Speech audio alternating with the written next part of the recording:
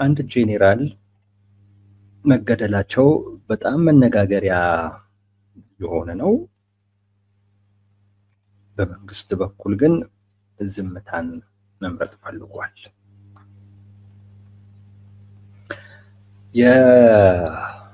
የማዕከላዊ እዝ ምክትል አዛዥ ናቸው። ብርጋዴር ጄኔራል አስናቀ አይተነው ይባላሉ። እኚህ አካል በኦሮሚያ ውስጥ አንዶ ዴዲች በተባለ ስፍራ ላይ ነው ድንገተኛ ጥቃት ተፈጽሞ የደፈጣ ጥቃት ተፈጽሞ መሞታቸው ወይም መገደላቸው እየተነገረ ያለው።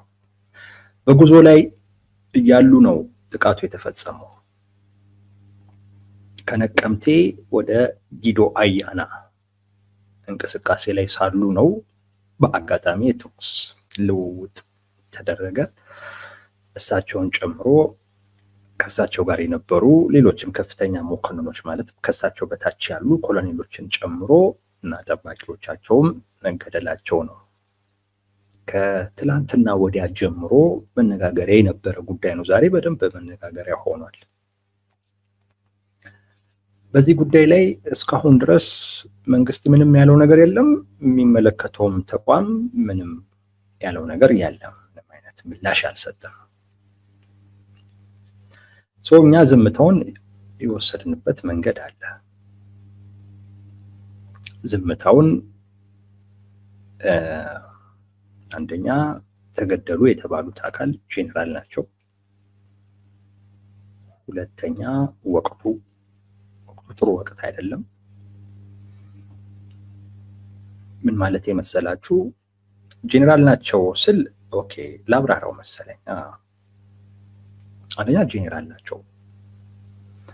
የጄኔራል መገደል በታጣቂዎች መገደል ማለት በጣም ትልቅ ትርጉም ያለው በጣም ትልቅ ትርጉም ነው ያለው። ማለት ተራሱ አይደለም የሞተው፣ የሆነ ወታደር አይደለም የሞተው፣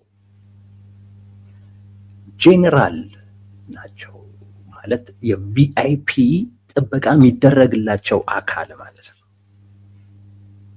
የቪአይፒ ጄኔራል እንደ ስርዓቱ ነው የሚታየው፣ እንደ ስርዓቱ ነው የሚታየው።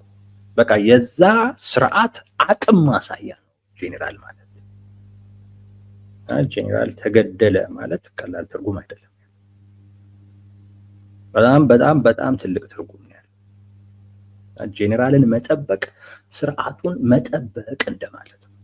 ጄኔራሉን መጠበቅ ሀገሪቱ አለኝ የምትለውን ከጸጥታ ከደህንነት ጋር የተያያዘ ወሳኝና ከህልውና ጋር ሊያያዝ የሚችል መረጃን መጠበቅ ማለት ነው። መጠበቅ ማለት ነው። ጥበቃቸው የቪአይፒ ጥበቃ ነው። በጣም ከፍተኛ የሆነ ጥበቃ ነው። እንደየደረጃቸው ሊለያይ ይችላል። ብርጋዴር ጄኔራል ሲሆኑ ሜጀር ጄኔራል፣ ሌተናል ጄኔራል፣ ኢታማዦር ሹም ወይንም ደግሞ ፊልድ ማርሻሉ ያሉበት እንደዛ ሲሆን እንደየደረጃው እንደየስራ ኃላፊነታቸው ሊለያይ ይችላል። እኚህ የአንድ እዝ ምክትል ኃላፊ ናቸው እና ቀላል ፖዚሽን ላይ አይደለም ያሉት። ከዛ አኳያ የሚደረግላቸው ጥበቃ በጣም ከፍተኛ ነው። ጄኔራሉ መገደል ለተገደለበትም አካል የሚያስተላልፈው መልእክት አለ። ስለ ገዳዩም የሚናገረው ነገር አለ። በተለያየ ደረጃ ነው አንድ ጄኔራል ሲጠበቅ የሚጠበቀው። ብዙውን ጊዜ የሚታየው የቅርብ ጠባቂዎቹ ነው። በዙሪያው ያሉ ለምሳሌ ኮማንዶዎች እንደዛ ጋር ጠባቂዎቹ የቅርብ ፊዚካሊ የሚታዩት ማለት ነው። ፊት ለፊት የሚታዩት ፈርስት ሌየርስ ይሏቸዋል። ፊት ለፊት ላይ የሚታዩት ጠባቂዎች ማለት ነው። የሚያጅቧቸው መኪኖች ማለት ከባባድ መሳሪያ ጠምደው ማለት ነው የታጠቁ ተሽከርካሪዎች አሉ። ሌሎችም የሚያጅቡ አሉ። እነዛ ደግሞ ምናልባት የስልክ ጠለፋ ምናምን እንዳይኖር በቴክኖሎጂ ረገድ የሚመጣ ጥቃት ካለ እሱን የሚከላከሉ ማለት ነው። እና ከአንድ ቦታ ወደ አንድ ቦታ እንደ ጄኔራል ሲጓዝ ፊት ለፊት ላይ ይሄ ጥበቃ አለ። ልዩ ኮማንዶች አሉ። ከባባድ መሳሪያ የጫኑ ተሽከርካሪዎች አሉ። በቴክኖሎጂ ረገድ ሊፈጠር የሚችልን ጥቃት የሚከላከሉ ጥበቃ የሚያደርግ ሌላ አጃቢ መኪኖች ሁሉ አሉ። የቪአይፒ ጥበቃ ነው የምላችሁ አንዱ ከዛ ጋር የተያያዘ ነው። ሶ ጄኔራልን ለመግደል ስትፈልግ ይሄን አልፈ ነው የምትገለው።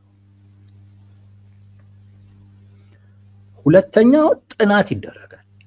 የሚያጠና ቡድን ሁሉ አለ። በተለይ ጉዞ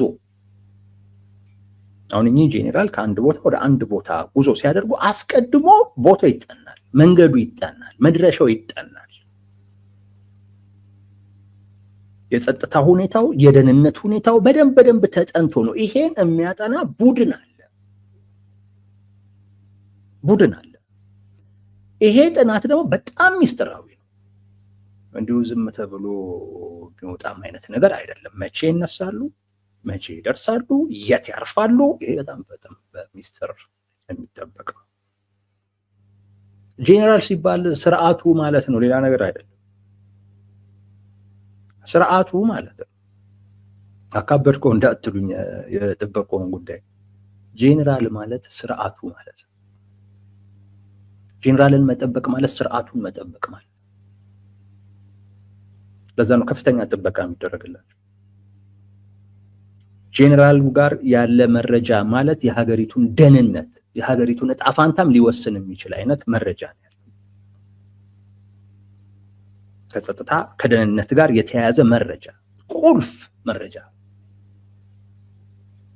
ያ መረጃ ያን ስርዓት ሊያፈርሰው ይችላል፣ ሊጠብቀው ይችላል።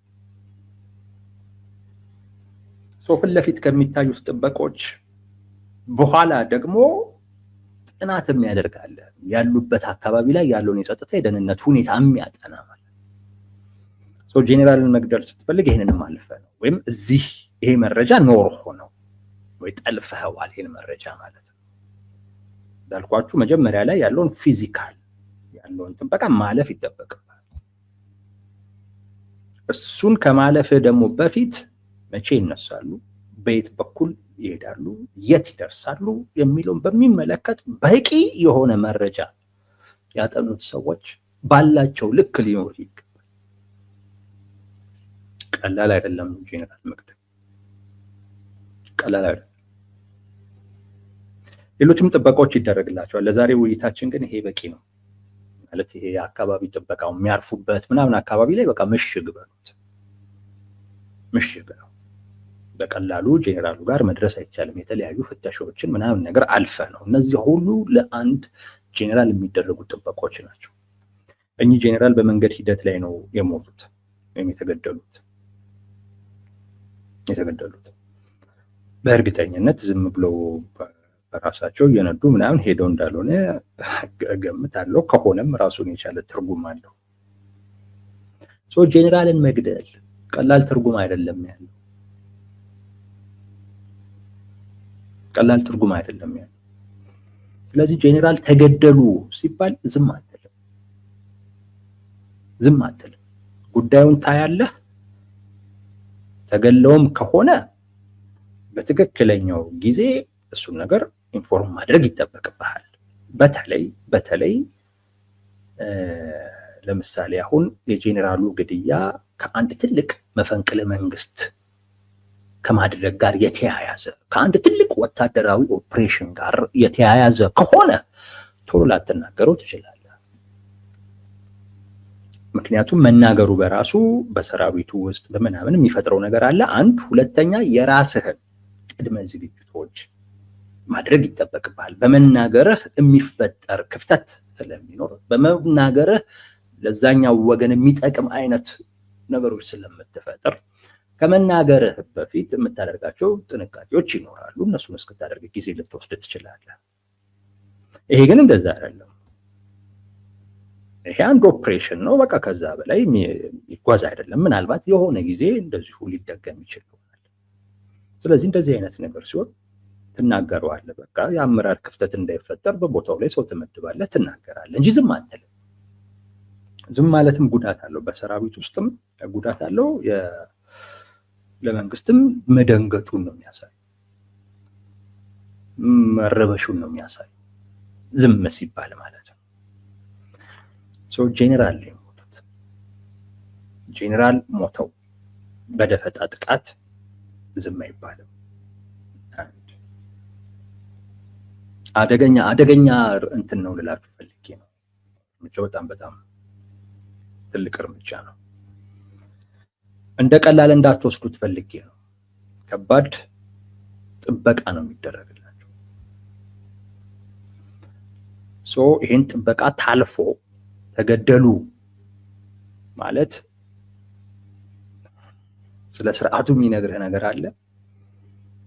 ጥቃቱን ስለፈጸመው አካል የሚነግርህ ነገር አለ። እሱ ላይ እንመጣለን። ሁለተኛ ወሬው የተነገረ ነው። ጄኔራሉ ተገደሉ የሚለው ቅድም ምን ብያቸዋለሁ? አንደኛ የተገደሉት ጄኔራል ናቸው። ጄኔራል ማለት ምን ማለት ነው? ስርዓቱ ማለት ነው። ጄኔራሉ ላይ ስለሚሆን ነገር ስለ ስርዓቱ ይነግርሃል። ጠንካራ ከሆነ ያ ጄኔራል ስርዓቱ ጠንካራ ነው። ከጸጥታ ከደህንነት አኳያ ጠንካራ ነው። ለጄኔራሎቹ የቪአይፒ ጥበቃ የሚደረገው በጣም የሚገርም ወታደራዊ ብቃት ስላላቸው ምናምን አይደለም፣ የስርዓቱ ማሳያ ስለሆኑ በዋናነት ጄኔራል ተገለው ዝም ነገር የሚባል ነገር የለም። አንደኛ ድርጊቱ ትልቅ ድርጊት ነው። ሁለተኛ ዝምታ ምክንያታዊ አይደለም የብልጽግና። ሁለተኛው ከዚህ ወቅት አኳያ ወቅቱ ስላችሁ አሁን በዚህን ወቅት ላይ ወደ አዲስ ጦርነት ሊገባ ነው። ወደ አዲስ ጦርነት ሲባል አሁን በትግራይ በኩል ጦርነት ተጀምሯል። በቲፒኤፍ እና በቲዲኤፍ ራሳቸውን እንደዛ ብለው በሚጠሩት ሁለቱ ኃይሎች መካከል ጦርነቱ ተጀምሯል። ብዙም እየተወራ አይደለም፣ ምክንያቱም በዛ በኩል የሚደረግ እንቅስቃሴ ብዙም አይወራም። አንደኛ የራሳቸው ጉዳይ ነው፣ ራሳቸው ነው በአብዛኛው ሊያወሩት የሚችሉት። ሁለት የቲፒኤልኤፍ ሰዎችን ብዙም አጀንዳ እንዲሆን አይፈልጉም ይሄ ጉዳይ፣ ምክንያቱም ውስጥ ሊከፋፍል ስለሚችል። ከዛ ውጪ በዛ በኩል የሚደረግም እንቅስቃሴ ዛትማሽ ትኩረት አይወስድም።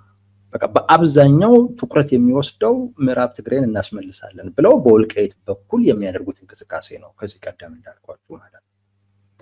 ጦርነት ጀምረዋል እዛ። በዛም አይቆምም። የቲፒኤልኤፍ የነ ዶክተር ደብረጽዮን ዋነኛ ዓላማ ወደ ወልቃይት መምጣት ነው። ትልቁ ትኩረታቸው እሱ ነው። ስቲል አሁንም ድረስ እየተናገሩት ነው። ያ ማለት ቲፒኤልኤፍ ወደ ጦርነት ውስጥ ገባ ማለት የሱዳን ጦርነት ይመጣል። ሻቢያ ጦርነቱን ይቀላቀላል። ይሄ ተወደደም ተጠላም የማይቀር ጉዳይ ነው። ቲፒኤልኤፍ የሚጀምረው ጦርነት ሻቢያን ይዞት ይገባል።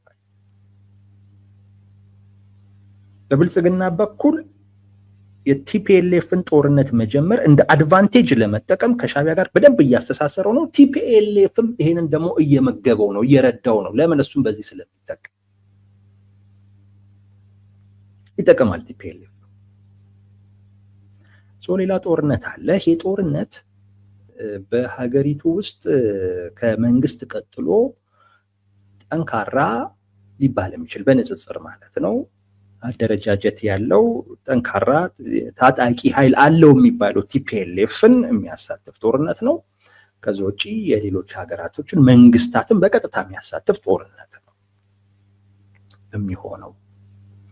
አሁን በዚህን ወቅት ላይ ከምርጫው በበለጠ በጣም የሚጠበቀው ይሄ ነው። አንድ ሰው ነበር ዮሐንስ መልእክትን አይቼዋለሁ። ዮሐንስ በነገራችን ላይ በሬ ረዱ እየተባልን ነው ምናምን የሚል ነገር ምን ታደርጋላችሁ እንግዲህ ማረድ ነው። ባይሆን ብቻቸውን እንዳይበሉት ጠይቁ እንጂ እምቢ ማለትም አስቸጋሪ ነው። እሺ በሉ፣ ከዛን ግን ብቻቸውን አይብሉት። እናንተ አዋጣችሁ እነሱ ብቻቸው የሚበሉበት ምክንያት ምንድን ነው? ቢያንስ በሱ ይሉንታ ሲይዟቸው። እምቢ ግን ማለቱ ለጊዜው የሚጎዳችሁ ይመስለኛል። ወይ የሚመጣውን ነገር ለመቀበል ራስን ማዘጋጀት ነው። ምንላችሁ ፈልጌ ነው ከምርጫው በላይ በጣም የሚጠበቀው ነገር አሁን ለምርጫው ነው ሰንጋ ረዱ እያሏችሁ ያለው ከምርጫው በላይ በጣም እየተጠበቀ ያለው ነገር የጦርነቱ ጉዳይ ነው። ወደ ጦርነት ይሄዳል ወይንስ ይቀለበሳል ይሄ ጉዳይ? በተለይ አሁን አሜሪካ ከገባችበት ጊዜ ወዲህ ደግሞ ምናልባት በሻዕቢያና በብልጽግና መካከል የሚደረገው ጦርነት ሊቀለበስ ይችላል። ያ ማለት ቲፒኤልኤፍ ሳይወድ በግዱ እንግዲህ ያለችውን አቅም ተጠቅሞ ወደ ጦርነት ይገባል፣ አሊያም እጅ የሚሰጥበት አይነት ሁኔታ ሊፈጠር ይችላል። እንደዛ አይነት ግምቶች አሉ። ይሄ ባለበት ወቅት ኦሮሚያ ውስጥ አማራ ክልል ውስጥ አይደለም፣ ኦሮሚያ ውስጥ የፋኖ ታጣቂዎች ጄኔራል ገደሉ የሚለው ወሬ ምን ማለት እንደሆነ ራሳችሁ ድረሱበት። ምን ማለት እንደሆነ ማለት ስለ ብልጽግና መከላከያ አቅም ምን አይነት መልእክት ነው የሚያስተላልፈው ነው አይደል? በጣም ብልጽግናን የሚጎዳ አይነት መልእክት ያስተላልፋል። እነ ሻዕቢያ ይሄንን ጉዳይ እንዴት ነው የሚወስዱት? እነ ቲፒኤልኤፍ ይሄን ጉዳይ እንዴት ነው የሚወስዱት? ሱዳን መንግስት ይሄንን ጉዳይ እንዴት ነው የሚወስደው?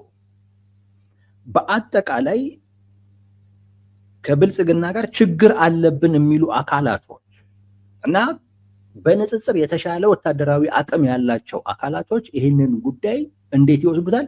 ምንስ ይፈጥርባቸዋል የሚለውን በደንብ ማየት ያስፈልጋል። ቅድም የተገደለው ጄኔራል ነው አልኳችሁ። ጄኔራል መገደል ማለት ቀላል ትርጉም አይደለም።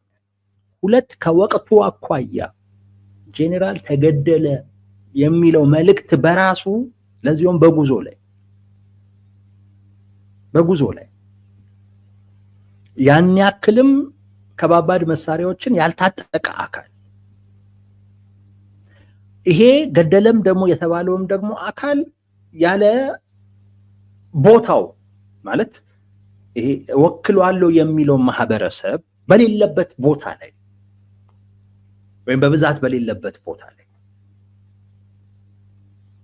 ገደለው ማለት በቃ አትጠራጠሩ፣ ብልጽግና ጠላቴ ለሚላቸው አካላቶች የሚያስተላልፈው መልእክት ቀላል አይደለም። እውነት ባይሆን ውሸት ቢሆን ይሄ ጉዳይ ብልጽግና በእርግጠኝነት በቀጥታም ባይሆን ነገር ግን ከዚህ ቀደም እንደሚያደርገው ጄኔራሉ ገደልናቸው ይላሉ፣ እኔ በህይወት አለው ስራዬን እየሰራሁኝ ነው ብለው በሚዲያ እንዲናገሩ ቢያንስ ያደርጉ ነበር። በእነዚህ በሁለት ምክንያቶች የተገደለው ጄኔራል ነው። ያ ማለት የመንግስትን ድክመት በጣም የሚያሳይ ነው።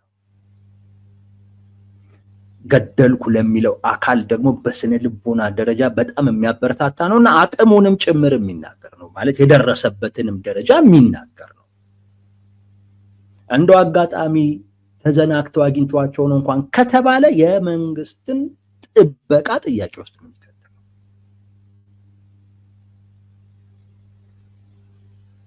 የመንግስትን ጥበቃ የደህንነት ሁኔታ በጣም ጥያቄ ውስጥ የሚከተለው የደህንነት መዋቅሩ ምንድነው እየሰራ ያለው ተብሎ የሚያስጠይቅ ነው። መረጃ ዝም ብሎ ነው የሚፈሰው ማለት ነው። የመረጃ ቁጥጥር የለም ማለት ነው።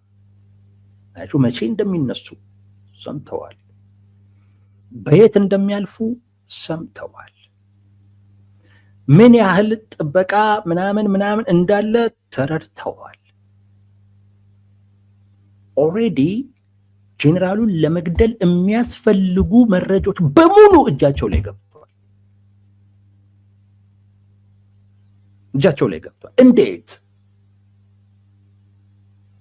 እንዴት? በአንድ በኩል ወይ የብልጽግና የደህንነት መዋቅር በጣም የላላ ነው፣ በቃ መረጃ ያፈሳል ማለት ነው። በሌላ መልኩ ደግሞ እዛ አካባቢ ላይ የሚንቀሳቀሰው የፋኖ አደረጃጀት የስለላ እና መረጃ የማግኘት አቅሙ ትንሽ ከፍ ያለ ነው ማለት ነው። ከሁለቱ በአንዱ ነው ይሄ ሊሆን የሚችለው፣ ወይም በሁለቱም ነው ሊሆን የሚችለው። በአንዱም ሊሆን ይችላል። የደህንነት መዋቅሩ ከላላ መረጃ ዝም ብሎ የሚያፈስ ከሆነ አያችሁ እዛም ውስጥ ደስተኛ ያልሆነ አካል አለ። ስለዚህ አንዳንድ ነገሮች እንዲደረጉ ወይም ስርዓቱ እንዲጎዳ መረጃ ይፈሳል ማለት ነው እና ስለ ብልጽግና ይናገራል። ይሄ ደግሞ መደናገጥ ይፈጥራል። አንድ ጄኔራል ተገደለ ማለት ከሱ በታች ያለ አመራር በቃ ፍርሃት በፍርሃት ውስጥ ነው የሚገባው። ቀላል አይደለም። ኮሎኔል ምናምን የሚባለው ሁሉ ፍርሃት ውስጥ ነው እና በስነ ልቦና ደረጃ የሚፈጥረውም ስብራት ቀላል አይደለም። ለሌላኛው ወገን ደግሞ የሚፈጥረው ግንባታ ቀላል አይደለም። ጠላት ደግሞ በዚህ ውስጥ ገመናህን ነው በደንብ የሚያየው። ማለት ለምሳሌ እንደነ ግብጽ እንደነ ሻዕቢያ ማለት ነው። እነሱ ደግሞ ይሄን በጣም ቀላል ነው ቃለኛ አንድ ጄኔራሎቹን ለመምታትም አስፈላጊ ከሆነ በጣም ቀላል ነው። የመንግስትን መዳከም የሚያሳይ ነው። ስለ መንግስት ይናገራል። የጄኔራል ሞት መገደል ስለ መንግስት ጥንካሬ ይናገራል። በደንብ ጮክ ብሎ ነው የሚናገረው።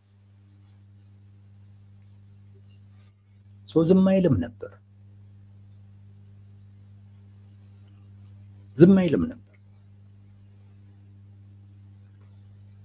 እውነት ባይሆን ዝም አይልም። ባይደናገጥ ይናገረውም ነበር። ዝምታውም የመደናገጥም ምልክት ነው። እውነት የመሆኑ ብቻ አይደለም፣ የመደናገጡም ምልክት ጭምር ነው። አንዳንድ ጊዜ በመዘናጋት እንዲህ አይነት ነገር ሊፈጠር ይችላል። በመዘናጋት ለምሳሌ እዛ አካባቢ ላይ የፋኖ እንደዚህ አይነት ኦፕሬሽኖችን መፈጸም የሚያስችል አቅም ይኖረዋል ብለን አንጠብቅም። እኛም እናንተም እርግጠኛ ነኝ አንጠብቅም። እንደዚህ አይነት ጥበቃዎች ሊያዘናጉ ይችላሉ። በእርግጥ በመንግስት በኩል በዚህ ደረጃ መዘናጋት አለበት ወይ አላቅም፣ ግን አልነበረበትም፣ ምንም ጥያቄ የለውም። ነገር ግን አንዳንድ ጊዜ አሳንሶ ከማየት አኳያ መዘናጋት ሊፈጠር ይችላል። በዚህ አጋጣሚ እንደዚህ አይነት ነገር ሊፈጠር ይችላል። ድንጋጤ ባይፈጠር ታወራዋለህ፣ ምንም ችግር የለውም። ወይንም እንዲታወቅ ታደርገዋለህ። በቃ እንደዚህ ተፈጽሟል ምናምን ብለህ ያንን ነገር ታደርጋለህ። ስርዓተ ቀብራቸውን የሰራዊቱን ስነ ልቦና በሚገነባ አይነት መልኩ ታደርጋለህ። ክፍተቱን ትሞላለህ ምናምን ባትደናገጥ። ዝምታው የነገርየው እውነት መሆን ማሳያ ብቻ አይደለም፣ የብልጽግና መደናገጥንም ጭምር የሚያሳይ ጉዳይ ነው። መደናገጡን ጭምር ማለት ነው። እና ስለ ብልጽግና በደንብ ይናገራል እምላችሁ ለዛ። በተለይ በእንደዚህ አይነት ወቅት ላይ ይሄ መረጃ በጣም ጉዳት ያለው ነው። ከፋኖ በተሻለ ወታደራዊ አቅም ያላቸው አካላቶች ደግሞ ምን ሊያደርጉ እንደሚችሉ ማሰብ ነው። ነገሩ ውሸት ቢሆን በቀጥታም ባይሆን በተዘዋዋሪ ያስተባብሏል። አድርጎት እኮ ያውቃል። እንደዚሁ አንድ ጄኔራል ሞቱ ተብለው ይህ ጄኔራል ግን ሚዲያ ላይ ወጥተው ኧረ እኔ ስራ ላይ ነኝ ያለሁት ምናምን ነገር እንዲሉ አድርጓል። በቀጥታ ወጥቶ እንደሚባለው ወሬ ውሸት ነው ምናምን ባይልም ማለት ነው። ተመሳሳዩን ማድረግ ይቻላል። ለምንድን ነው ያን የተባለው? ዋጋ ስላለው ነው። አንድ ጄኔራል ሞተ ማለት ቀላል ትርጉም አይደለም። ቅድም ነግሬያችኋለሁ። ጥበቃው ቪአይፒ ነው። ስርዓትን እንደመጠበቅ ስርዓትን በነገራችን ላይ መዘናጋት ሁሉ አያስፈልግም። ምክንያቱም የዛ ጄኔራል መገደል ወይም የዛ ጄኔራል በቁጥጥር ውስጥ መዋል በጣም ትልቅ ኪሳራ ለስርዓቱ ይዞ ስለሚመጣ ማለት ነው። ተዘናክቶም ከሆነ ዝንጉነቱን ያሳያል፣ ክፍተቱን ያሳያል። ጠብቆም ከሆነ ይህን እያደረገ ያለው ማለት ተገቢውን አይነት ጥንቃቄም አድርጎ ከሆነ ይህንን እያደረገ ያለው መዋቅሩ ችግር ያለበት ስለመሆኑ በደንብ ያሳያል። ይሄ ደግሞ ፍርሃት ይፈጥራል፣ ሽብር ይፈጥራል፣ መደናገጥ ይፈጥራል። ለሌላኛው አካል ደግሞ የሞራል ግንባታ ነው። አንድን ጄኔራል ለመግደል የመረጃ የመሰብሰብ አቅም የስለላ አቅም በጣም በጣም ያስፈልጋል። ኦፕሬሽን ሰርተህ ጄኔራሉን ለመግደል ማለት ጦርነት ላይ እኮ አይደለም። ጄኔራሉ ጦርነት እየመሩ እኮ አይደለም። አየህ፣ ጄኔራሉን ጠብቀህ እሳቸውን ታርጌት አድርገህ እሳቸውን እገላለሁኝ ብለህ ለመንቀሳቀስ የመረጃ የመሰብሰብ አቅምህ፣ የስለላ አቅምህ ከፍ ያለ መሆን ይጠበቅበታል። ከውስጥ እንዴት መረጃ አገኛለሁ የሚለውን በደንብ ማሰብ፣ ሰው መመልመል፣ መረጃ የምታገኝበትን ዘዴ ሁሉ መፍጠር ይጠይቃል። ይሄ ቀላል ጉዳይ አይደለም። ቀላል ጉዳይ አይደለም። እዛው ውስጥ ገብተህ ወሳኝ የሆነ መረጃ ማግኘት የምትችልበትን ዘዴ መፍጠር ማለት ቀላል አይደለም። እነዚህ የፋኖ ኃይሎች ይሄ መረጃ ሳይኖራቸው አላደረጉትም። እንቅስቃሴያቸውን፣ የጄኔራሉን እንቅስቃሴ፣ የዕለት ተዕለት እንቅስቃሴ ማጥናት ይፈልጋል። በጣም መከታተል ይፈልጋል። ይሄ ሳይኖርህ ጄኔራል አትገልም። በአጋጣሚ ጄኔራል አይገደልም። ነግሬያቸዋለሁኝ። ኮማንዶ ነው ሰብስቦ ይዞ የሚሄደው ከአንድ ቦታ ወደ አንድ ቦታ ሲንቀሳቀስ። ለዚህም እኮ ጥናት ተደርጎ እኮ ነው አካባቢው አይ ለመንቀሳቀስ ምቹ ነው፣ ከደህንነት ከጸጥታ አኳያ ችግር የለበትም ተብሎ ተደምድሞም ቢሆን ኮማንዶ ሰብስቦ ነው የሚሄደው። እንደዚሁም ደግሞ ይሄ በአብዛኛው ይሄ ያው የኛ ሀገር ስለሆነ ማለት ነው እንጂ ሌላው ሀገርማ በጣም ብዙ ቴክኖሎጂ ምናምን ታጥቀው እኮ ነው የሚሄዱት። ግን እኛ ሀገር ግን ስለሆነ ቢያንስ ይሄ መትረየስ የጫነ መኪና ምናምን ይከተላል፣ ሌሎች አጃቢዎች ይኖራሉ። ቢያንስ እኛ ሀገር ላይ ባለው ነው እንጂ ብልጽግና በሚመጻደቅበት ደረጃማ ካሰብን ስለ ቴክኖሎጂ ምናምን ስለሚመጻደቅ በእርግጠኝነት አንዳንድ ሲግናሎችን የሚመክት ወይም አቅጣጫ የሚያስቀይር ምናምን አይነት ነገሮች ሁሉ እንደዛም አይነት ቴክኖሎጂ የታጠቁ ተሽከርካሪዎች ባለሙያዎችን ሁሉ ይዞ ሊሆን ይችላል የሚንቀሳቀሱ። ግን እንደው መመጻደቁን ትተን እንደው በትንሹ የምናስብ ብንል ነው የምላቸው። እና የጄኔራሉን እንቅስቃሴ ማወቅ ያስፈልጋል። መቼ ነው የሚነሱት? በየት ነው የሚሄዱት? የት ነው የሚደርሱት? ምናምን በአጠቃላይ ኦፕሬሽኑን ለመፈጸም የሚረዱ መረጃዎችን በሙሉ ማግኘት የሚያስችል ዘዴ መፍጠር ይጠይቃል። ይሄ ከሌለ በፍጹም በአጋጣሚ ጄኔራል አትገልም። መንገድ ላይ ሲያልፉ አይታት እንዴ ጄኔራል ተባብላ አትገልም። እንደዚህ አይነት ነገር የለም።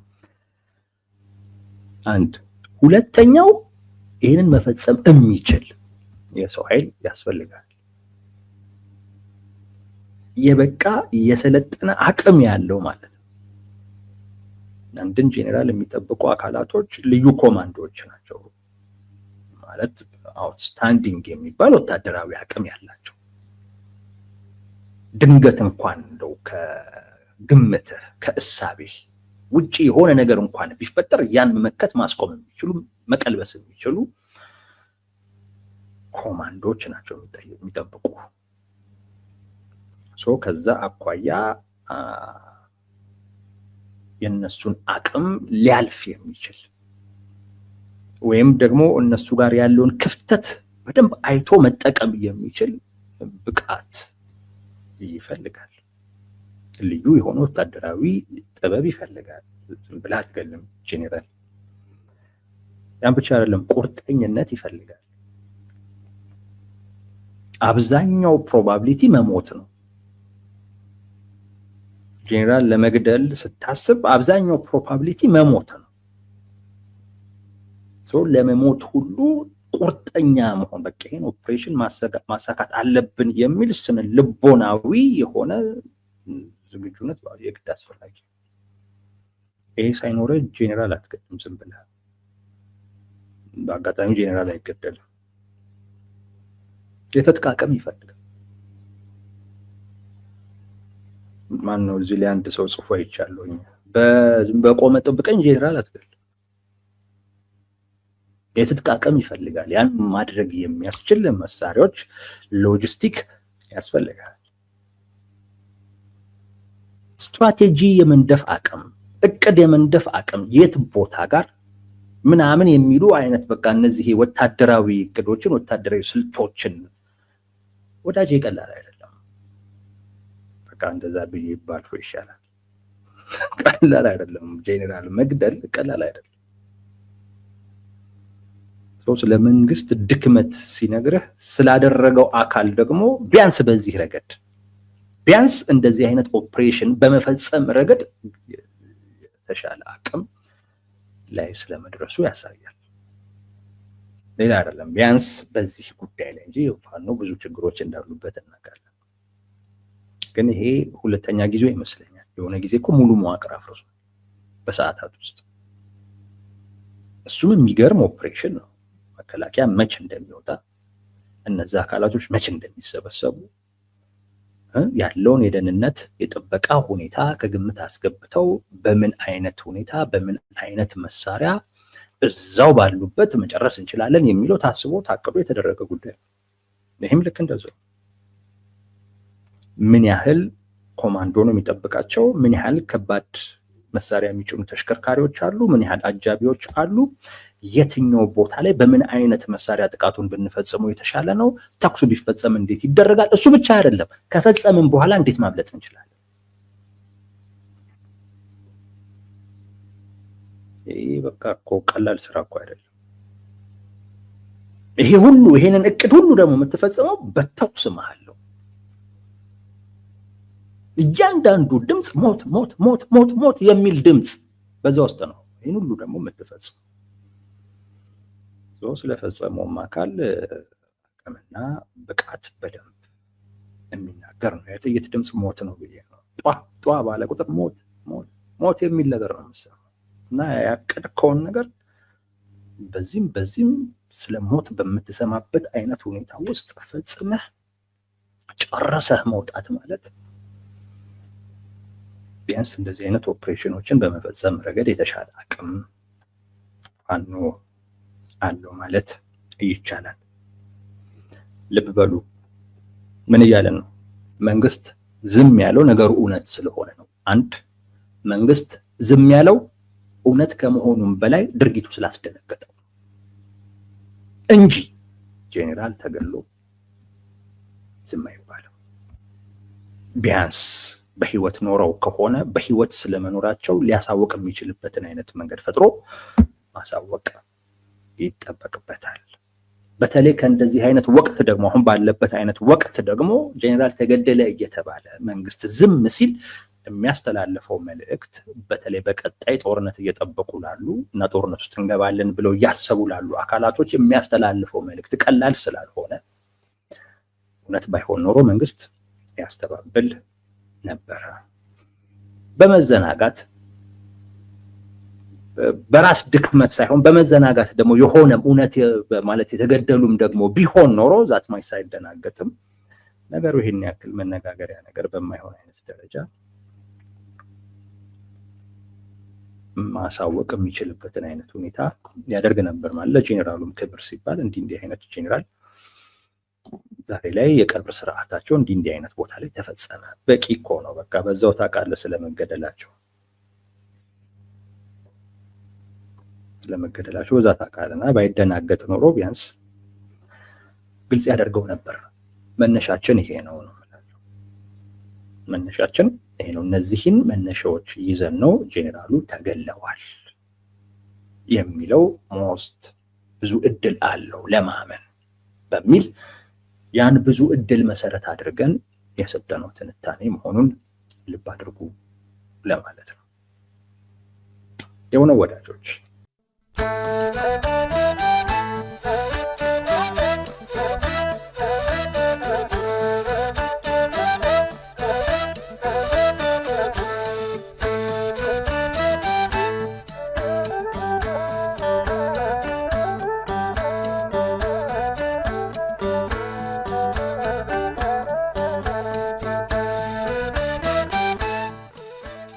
Dios será.